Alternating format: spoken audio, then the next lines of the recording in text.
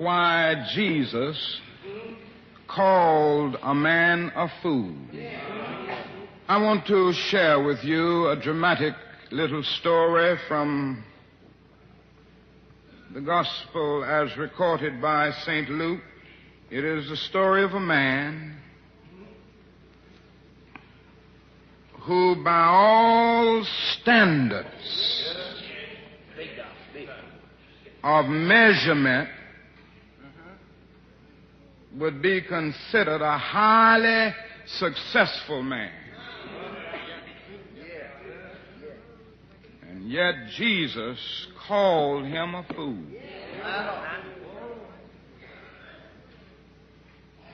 If you will read that parable, you will discover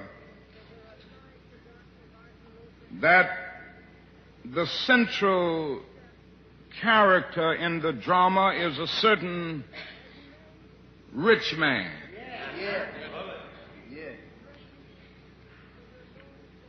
This man was so rich that his farm yielded tremendous crops. In fact, the crops were so great that he didn't know what to do. And it occurred to him that he had only one alternative, and that was to build some new and bigger barns so he could store all of his crops. This recording is briefly interrupted at this point. Take thine ease, eat, drink, and be merry. That brother thought that was the end of life. But the parable doesn't end with that man making his statement. It ends by saying that God said to him, "Thou fool." Not next year, not next week, not tomorrow, but this night. Thy soul is required of thee. And so it was at the height of his prosperity, he died. Look at that parable. Think about it. Think of this man. If he lived in Chicago today, he would be considered a big shot. And he would abound with all of the social prestige and all of the community influence that could be afforded. Most people would look up to him because he would have that something called money. And yet a Galilean peasant had the audacity to call that man a fool. I'd like for you to look at this parable with me and try to decipher the real reason that Jesus called this man a fool. Number one, Jesus called this man a fool because he allowed the means by which he lived to outdistance the ends for which he lived. You see, each of us lives in two realms, the within and the without.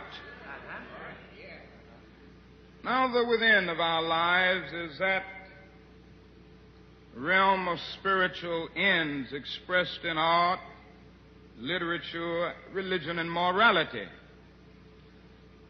The without of our lives is that complex of devices, of mechanisms and instrumentalities by means of which we live.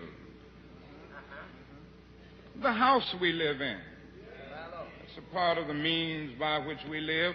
The car we drive, the clothes we wear, the money that we are able to accumulate. In short, the physical stuff that's necessary for us to exist. Now, the problem is that we must always keep a line of demarcation between the two. This man was a fool because he didn't do that. He didn't make contributions to civil rights. He looked at suffering humanity and wasn't concerned about it. He probably gave his wife mink coats and convertible automobiles, but he didn't give her what she needed most, love and affection.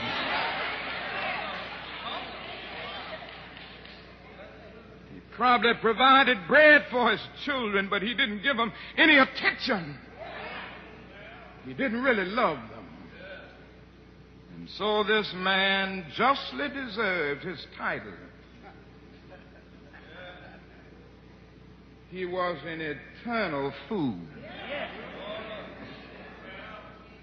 He allowed the means by which he lived to outdistance the ends for which he lived. Now, number two, this man was a fool because he failed to realize his dependence on others. Now, if you read that parable in the book of Luke, you will discover that this man utters about 60 words. And do you know, in 60 words, he said I and my more than 15 times.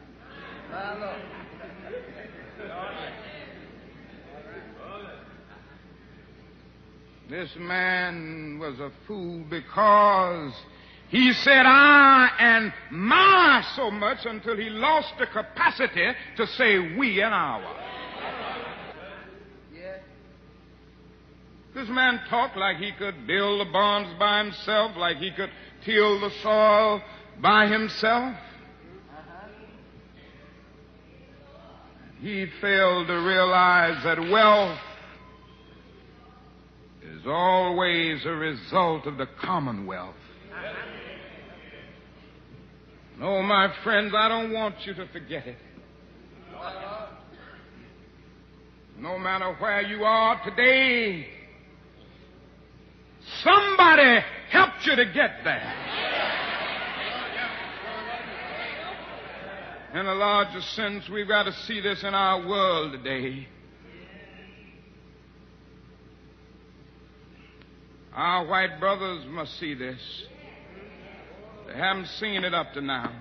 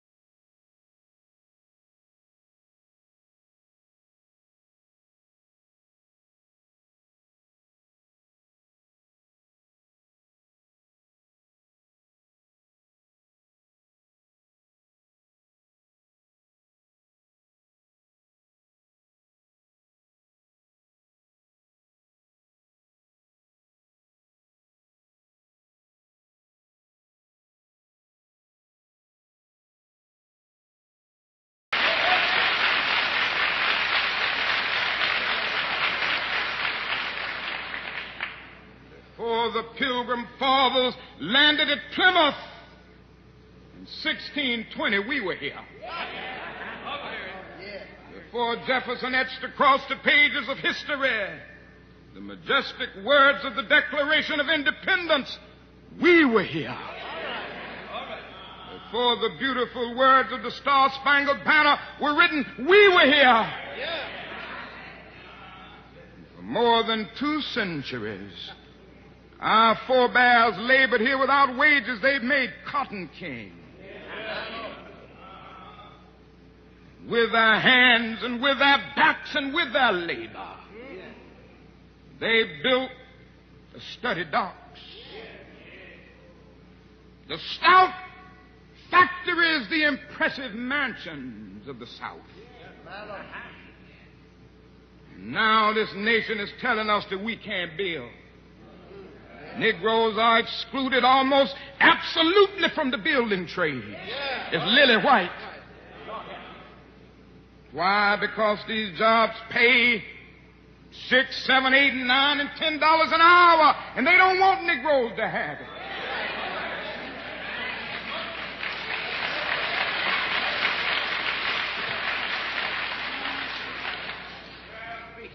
And I fear that if some doesn't happen soon, and something massive,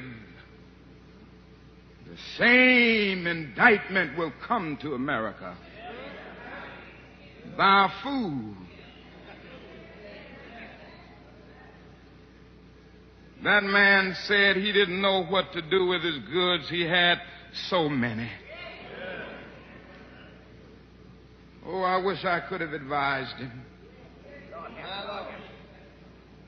A lot of places to go, and there were a lot of things that could be done. There were hungry stomachs that needed to be filled. There were empty pockets that needed access to money. America today, my friends, is also rich in goods. We have our bonds, and every day our rich nation is building new and larger and greater bonds. You know, we spend millions of dollars a day to store surplus food. But I want to say to America, I know where you can store that food free of charge. In the wrinkled stomachs of the millions of God's children in Asia and Africa and South America and in our own nation who go to bed hungry at night.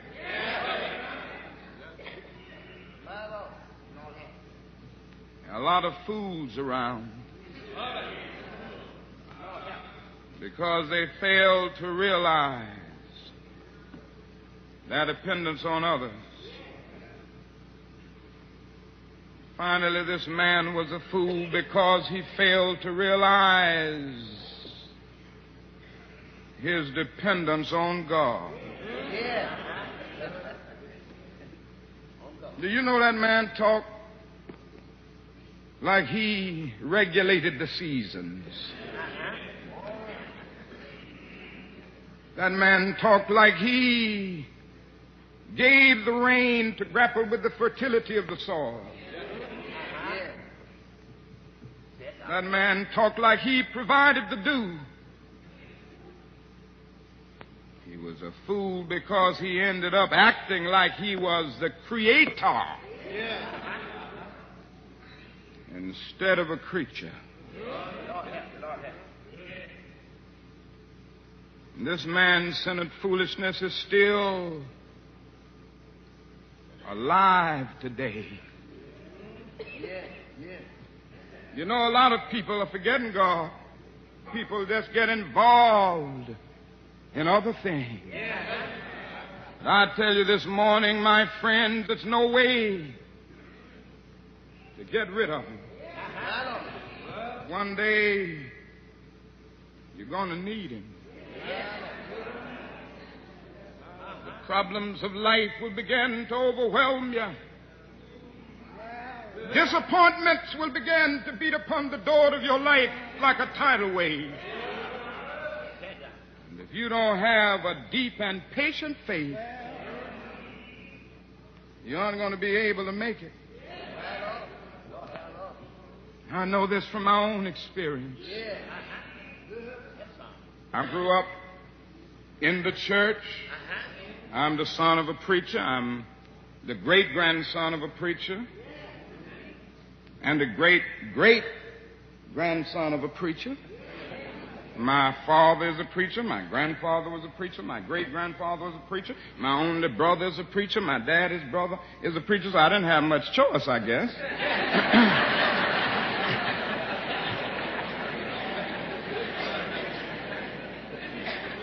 But I had grown up in the church, and the church meant something very real to me, but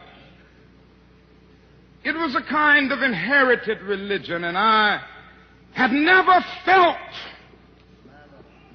an experience with God in the way that you must have it if you're going to walk the lonely paths of this life. One day, after finishing school, I was called to a little church down in Montgomery, Alabama. A year later, a lady by the name of Rosa Parks decided that she wasn't going to take it any longer. She stayed in a bus seat. You may not remember it because it's way back now, several years, but it was the beginning of a movement where 50,000 black men and women refused absolutely to ride the city buses, and we walked together for 381 days. Yes, sir. That's what we got to learn in the North. Negroes have to learn to stick together. We stuck together.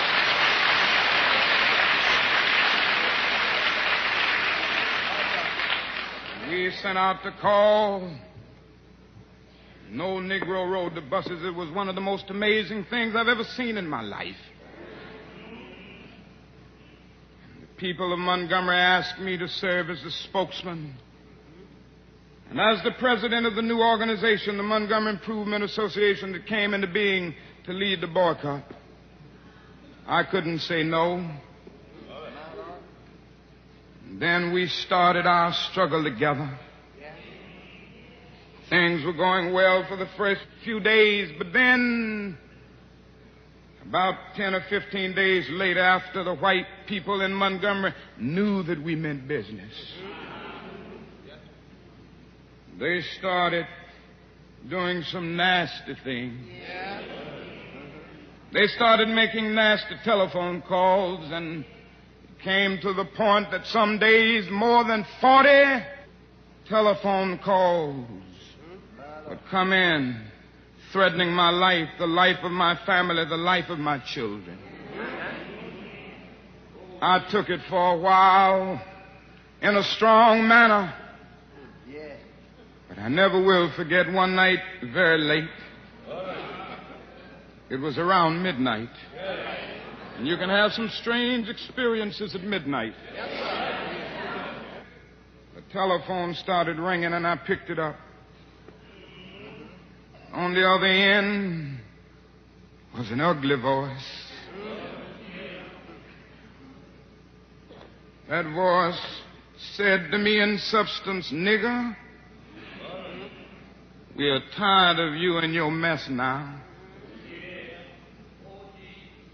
And if you aren't out of this town in 3 days, we're going to blow your brains out and blow up your house." I'd heard these things before, but for some reason that night it got to me. I turned over and I tried to go to sleep, but I couldn't sleep. I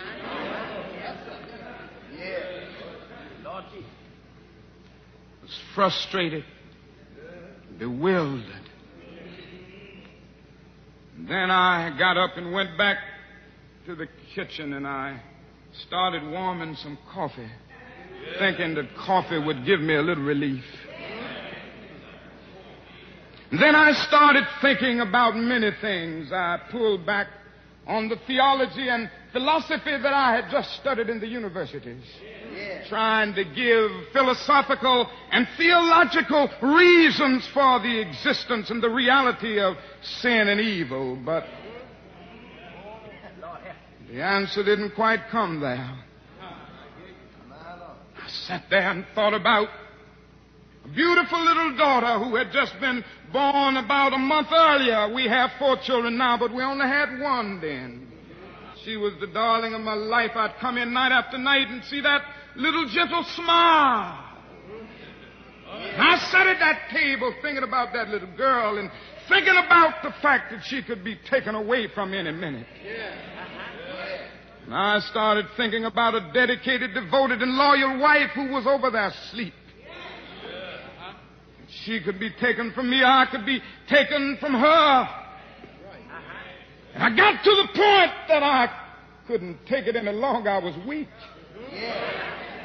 And something said to me, you can't call on Daddy now. He's up in Atlanta 175 miles away. You can't even call on Mama now. You got to call on that something and that person that your daddy used to tell you about. That power that can make a way out of no way. I discovered then that religion had to become real to me, and I had to know God for myself. And I bowed down over that cup of coffee. I never will forget it. Oh, yes, I prayed a prayer, and I prayed out loud that night. I said, Lord, I'm down here trying to do what's right. I think I'm right. I think the cause that we represent is right. But, Lord, I must confess that I'm weak now. I'm faltering. I'm losing my courage. And I can't let the people see me like this, because if they see me weak and losing my courage, they will begin to get weak. It seemed at that moment that I could hear an inner voice saying to me, Martin Luther, stand up for righteousness. Stand up for justice. Stand up for truth. And lo, I will be with you even until the end of the world. I tell you, I've seen the lightning flash. I've heard the thunder roll. I've felt sin breakers dashing, trying to conquer my soul. But I heard the voice of Jesus saying, still to fight on. He promised never to leave me, never to leave me alone. No, never alone. No, never alone. He promised never to leave me. Never to leave me alone. I'm going on in believing in him. You better know him and know his name. And know how to call his name. Don't be a fool. Recognize your dependence on God. Centuries ago, Jeremiah raised the question, is there no balm in Gilead? Is there no physician there? He raised it because he saw the good people suffering so often and the evil people prospering. Centuries later, our slave foreparents came along. They too saw the injustices of life and had nothing to look forward to morning after morning but the rawhide whip of the overseer, long rolls of cotton and the sizzling heat. But they did an amazing thing. They looked back across the centuries and they took Jeremiah's question mark and straightened it into an exclamation point. They could sing, there is a balm in Gilead to make the wounded whole. There is a balm in Gilead to heal the sin-sick soul. And there's another stanza that I like so well. Sometimes I feel discouraged. And I don't mind telling you this morning that sometimes I feel discouraged. I felt discouraged in Chicago. As I move through Mississippi and Georgia and Alabama, I feel discouraged. Living every day under the threat of death, I feel discouraged sometimes. Living every day under extensive criticisms, even from Negroes, I feel discouraged sometimes.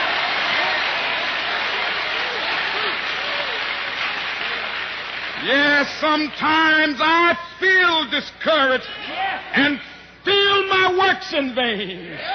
But then the Holy Spirit revives my soul again.